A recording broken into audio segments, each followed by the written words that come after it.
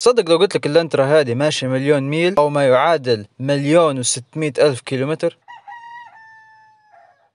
تحسبوني شوية المرة اللي فاتت ولا مازال قاعد عايش. قصة اللانترا هذه تعود لمرأة عايشة في أمريكا، كانت تخدم خدمات توصيل 24 ساعة على مدار 7 أيام في الأسبوع. طبعا المرأة هذه وصلت ل1,000,000 ميل في غضون 5 سنوات بس، وفي أول سنة جابت مسافة 200,000 ميل. طبعا باش تحول من الميل للكيلومتر اضرب في 1.6 حيطلع لك الرقم بالكيلومتر طول. لو تدير حسبة بسيطة بينك وبين نفسك حتكتشف أن المرأة هذه كانت تسوق لفوق 550 ميل في اليوم الواحد بس. طبعا شركة هونداي سمعوا بقصتها وجو سألوها انت شن درتي في السيارة بالضبط باش وصلت هذه المسافة كلها. لنا غريب في الموضوع ان الكمبيو والمحرك هم نفسهم في السيارة. السر وراء هذا الموضوع كان تغيير الزيت كل اسبوعين، كانت كل اسبوعين تغير الزيت، اي ما يعادل ان هي كل ما تمشي مسافة 7,000 ميل الجو هذا تمشي تغير الزيت، فكانت مركزة على تغيير الزيت بانتظام، مش زي اللي عندنا يخلوا فيه جراسو. وفي حقيقة مضحكة تانية، ان العداد متاع السيارة يحمل عنده 999 ألف ميل بس، ما يقدرش يسجل بعده. فلما هي وصلت ال1,000,000 ميل او 1,600,000 كيلومتر،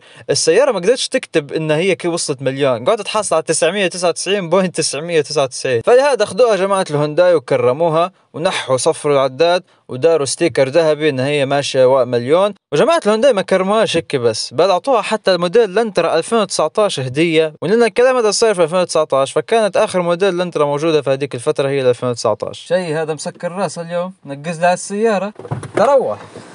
ما يخافش.